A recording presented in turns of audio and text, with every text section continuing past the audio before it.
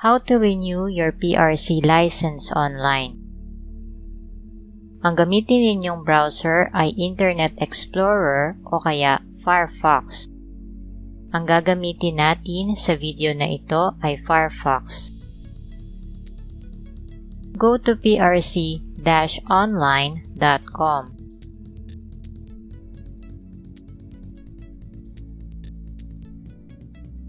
I-type ang mga hinihinging impormasyon.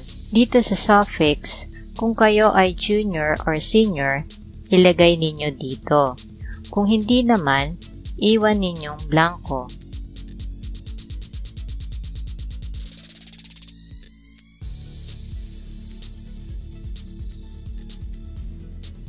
Dito sa password, type kayo ng password na gagamitin ninyo para mag-login dito sa PRC website. Click ninyo itong checkbox. Click on Agree. Then, click on Sign Up Now.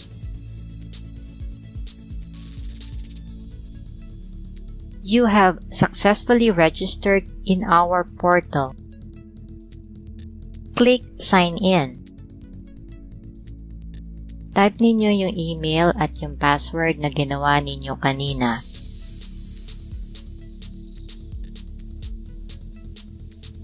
Click Sign In. Kumpletuhin ninyo yung mga iba pang impormasyon.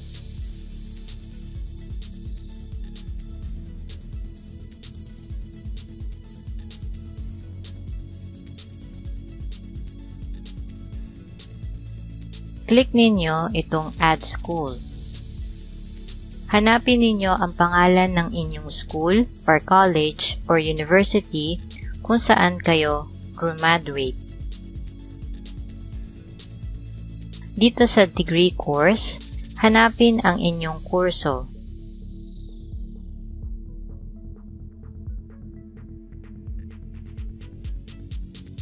Dito sa date of graduation, kung hindi na ninyo matandaan yung eksaktong araw, at the very least, yung month at year ng inyong graduation ay mailagay ninyo ng tama.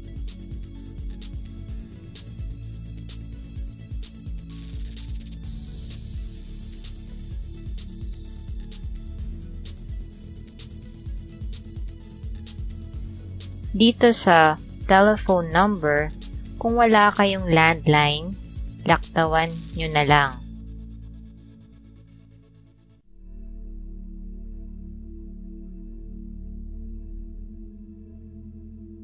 Dahil ito ay renewal, click ninyo itong checkbox. Review ninyo ang mga tinype ninyo kung tama, lalo na ang spelling ng pangalan ninyo. Pag okay na, click Save Information. Pag tama ang spelling ng pangalan ninyo, click on Yes.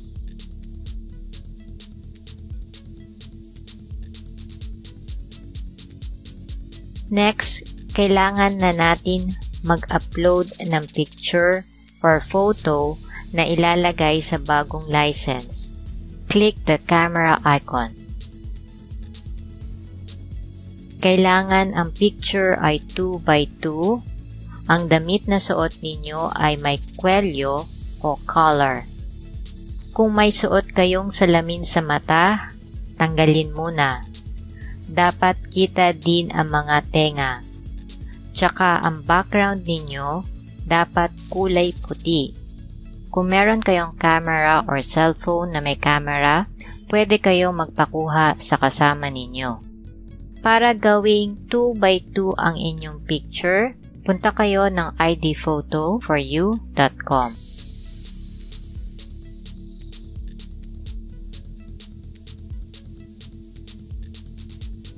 Dito sa photo, piliin ninyo 2x2.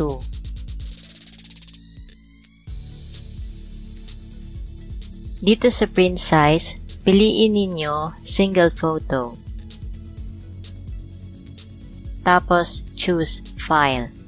at piliin ninyo yung photo na kinunan ninyo. Tapos, click on Upload.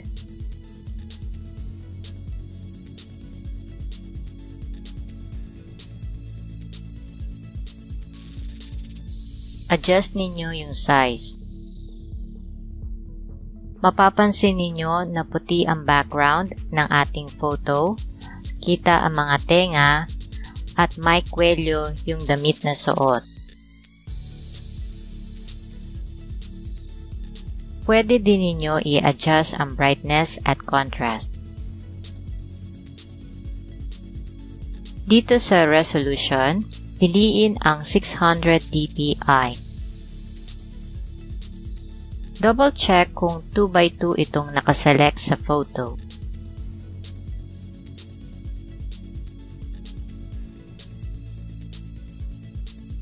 Pag okay na, click on Make Photo.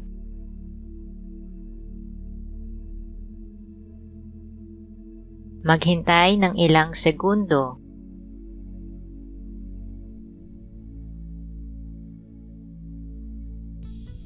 Tapos, click Download.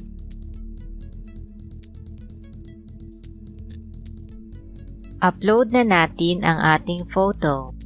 Click OK. Click on Choose a local file at hanapin ang photo na dinownload.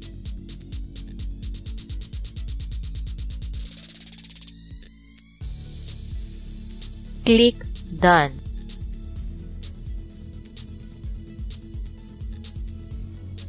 Meron na tayong photo at yan din ang gagamitin sa lisensya. Ready na tayo mag-renew.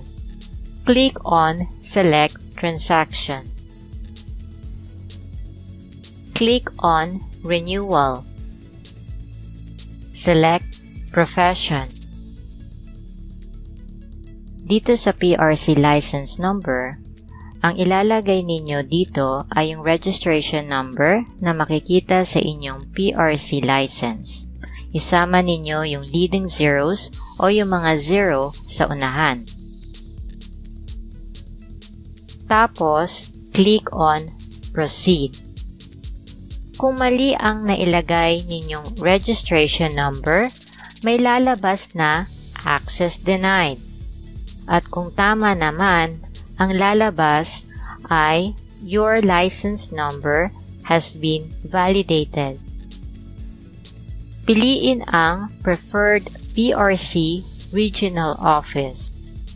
Ang available lang para sa akin ay ang Central Office na nasa Paredes Street, Sampaloc, Manila. Dito naman ay pipili tayo ng araw na pupunta tayo sa PRC para i-claim ang ating license card. Merong AM at PM. Sa pagpili ng schedule, kailangan i-consider natin na hihintayin pa natin na ma-verify o ma-clear ang ating payment bago tayo makapag-print ng claim stub. Pag nakapili na tayo ng schedule, lalabas dito sa kanan ang schedule ng ating pagpunta. At ito naman ang total renewal amount. Take note na may additional 50 pesos na service fee sa paggamit ng e-payment system. To complete transaction, please choose Payment option. Para sa video na ito, ang pipiliin natin ay Bank Over the Counter. Piliin ang bangko ninyo. Sa video na ito, ang pipiliin natin ay ang BPI Bills Payment. Click on Select. Click on View and save the instruction online. Basahin at sundin ang steps para sa payment.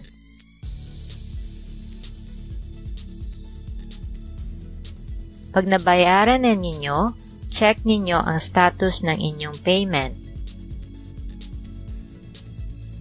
Punta lang kayo sa existing transactions.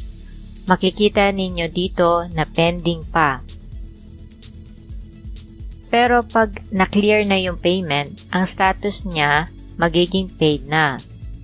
Pag paid na siya, pwede na ninyong i-print ang claiming stub. Click ninyo ito. Tapos, i-click ang printer icon para i-print. Pag na-print na ninyo, punta na kayo sa PRC office na pinili ninyo sa araw ng inyong appointment para i-claim ang inyong bagong PRC card. Sa pagpunta sa PRC, dalhin ang claim stub at ang inyong lumang PRC ID card. Ganun lang mag-renew ng PRC ID card online. Kung nakatulong sa inyo ang video na ito, paki-click naman ang thumbs up. At kung may tanong kayo, punta lang kayo sa aming Facebook page, facebook.com/artcruzeph. Para ma-update kayo sa mga bago naming tutorials, please subscribe to our channel.